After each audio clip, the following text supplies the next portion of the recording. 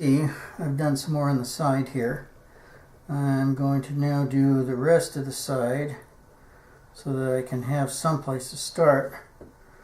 And all I'm doing is just trying to set down a baseline amount of dots.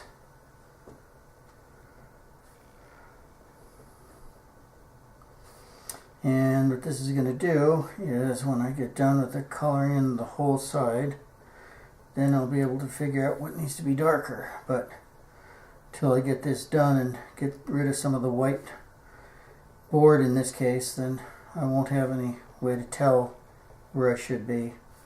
So this is going to be a little bit of a tedious process, but I'm not going to make you sit through the whole thing. I just wanted to see what I'm actually doing when I start from bare white Bristol board.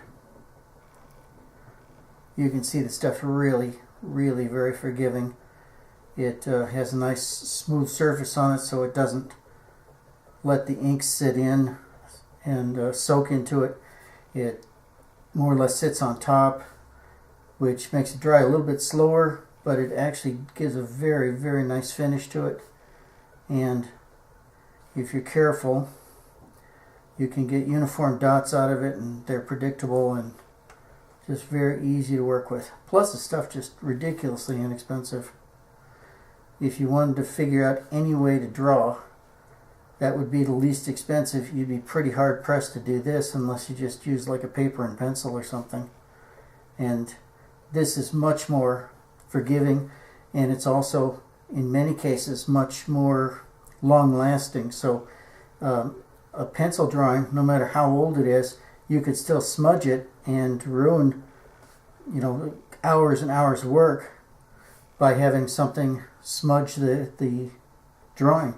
But with ink, after a couple minutes, the stuff is dry, and I can pretty much guarantee that it's going to be here for a couple hundred years anyway.